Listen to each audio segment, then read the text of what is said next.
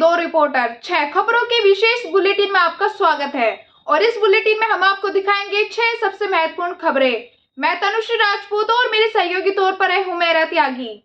कपिल शर्मा की upcoming movie जुई घाटो release से पहले ही काफी ज्यादा चर्चाओं में है। इस फिल्म में कपिल शर्मा और शाहाना गोस्वामी लीड रोल में नजर आएंगे।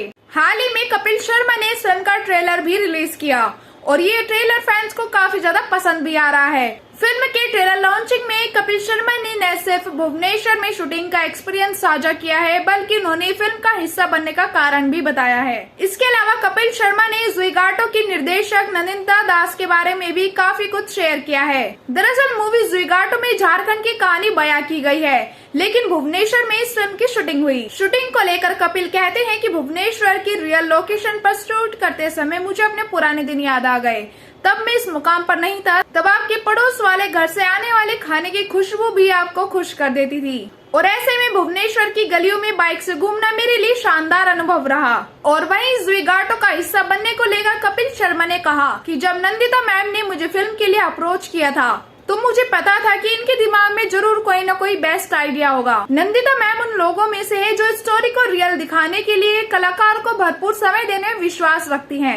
ऐसे में जब मैंने फिल्म की स्टोरी सुनी तो मुझे पता था कि ये मेरे लिए बहुत बड़ा मौका है। मैं नंदिता मैम और समीर सर का शुक्रिया अदा करना चाहूंगा कि उन्होंने मुझ में इतना विश्वास रखा और मुझे इतनी शानदार किरदार के लिए लायक समझा। दिल्ली में 20 से भी ज्यादा सेलिब्रिटियों के नाम पर फ्रॉड। दिल्ली में साइबर क्राइम ने नए नए तरीकों से साइबर ठगों ने महेंद्र सिंह धोनी, सोनम कपूर, सुनील शेट्टी, आलिया भट्ट आदि जैसी 20 से भी ज्यादा हाई प्रोफाइल सेलिब्रिटियों के नाम पर फर्जी तरीके से सरकारी पहचान पत्र जैसे आधार कार्ड, पैन कार्ड बनवाकर ठगी को अंजाम दिया।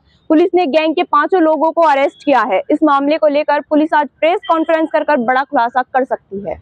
गुरुवार को भारत और ऑस्ट्रेलिया ने शैक्षणिक योग्यताओं की पारस्परिक मान्यताओं के लिए MOU साइन किया है। अब तक भारत की डिग्री ऑस्ट्रेलिया में मान्य नहीं होती थी। इस समझौते के तहत ऑस्ट्रेलिया की डिग्री भी भारत में वैलिड होगी। दोनों देश एक दूसरे की डिग्री को मान्यता देंगे, लेकिन इंजीनियरिंग, मेडिकल और लॉ डिग्री वाले प्रोफेशनल को फिलहाल ये सुविधा नहीं मिल पाएगी। यदि आप भारत में यहाँ की यूनिवर्सिटी से पढ़ाई करके डिग्री ले रहे हैं, लेकिन उसके बाद ऑस्ट्रेलिया जाने का प्लान है, वहाँ जाकर कोई नौकरी करनी है, तो अलग से कोई कोर्स करने की जरूरत नहीं होगी, क्योंकि अब भारतीय यूनिवर्सिटी से ली गई UG PG की डिग्री ऑस्ट्रेलिया में भी वैलिड होगी। इसके लिए भारत और ऑस्ट्रेलिया के बीच एक समझौता हुआ है। इसके तहत इंडियन प्रोफेशनल्स के लिए ऑस्ट्रेलिया में जॉब पाने की राह आसान बनाई गई है। बिहार में इन दिनों विवादित बयानबाजियों का एक दौर चल पड़ा है। राज्य के अंदर सत्तारूढ़ दल के कोई न कोई नेता विवादित बयानबाजी कर रहे हैं। सबसे बड़ी बात यह है कि राज्य के शिक्षा मंत्री की तरफ से रामचरित्र को लेकर तीखी टिप्पणी की गई है, जिसके बाद अब एक बार फिर से इसको लेकर विवाद शुरू हो गया है। इस बीच अब अंतर्राष्ट्रीय हिंदू परिषद के अध्यक्ष प्रवीण तोगड़िया ने बिहार के शिक्षा मंत्री पर तीखा तंज कसा है। दरअसल अपने 1 दिवसीय दौरे पर बेगूसराय पहुंचे अंतर्राष्ट्रीय हिंदू परिषद के अध्यक्ष प्रवीण तोगड़िया ने पोखरिया मोहल्ले में अपने कार्यकर्ताओं से मुलाकात की। कार्यकर्ताओं से मुलाकात के बाद उन्होंने बिहार के शिक्षा मंत्री की तरफ से रामचरितमानस को लेकर दिए गए बयानों पर हमलावर होते हुए कहा, जब बाबर और मुगल की वजह से भगवान श्री राम की आस्था में कोई कमी नहीं हुई तो शिक्षा मंत्री के बयान से हिंदुओं की आस्था पर क्या ही फर्क पड़ेगा।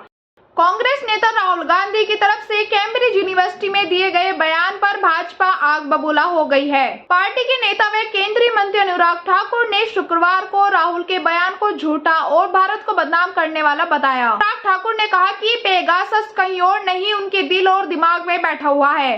पेगासस पर क्या मजबूरी थी कि राहुल गांधी ने अपना मोबाइल जमा नहीं करवाया? वह नेता जो भ्रष्टाचार के मामले में जमानत पर है, ऐसा क्या था उनके मोबाइल में जो उनको अब तक छिपाना पड़ रहा है? उन्होंने और अन्य नेताओं ने अपना मोबाइल जमा क्यों नहीं करवाया? अनुराग ठाकुर ने कहा कि बार बार झूठ बोलना और विदेशी धरती का विदेशी दोस्तों, विदेशी एजेंसी को इस्तेमाल करना, यह राहुल गांधी की आदत बन गई है।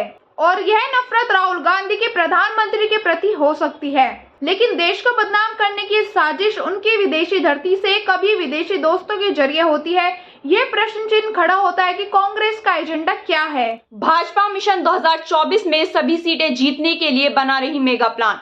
भाजपा सरकार 2024 के चुनाव में विपक्षी के कब्जे वाली 14 लोकसभा सीटों पर ध्यान लगाए हुए है। यूपी की सभी 80 सीटों पर भगवा फहराने के प्रयास अब और तेज होंगे। पार्टी के राज्य मुख्यालय में हारी सीटों के चुनाव प्रबंधन को लेकर मंथन हुआ, जिसमें प्रभारी संयोजकों से सीट क्यों हारी गई और जीतेंगे कैसे, इसकी रिपोर्ट 15 मार्च तक मांगी गई है। साथ ही अन्य सांगठनिक विषयों पर भी चर्चा हुई।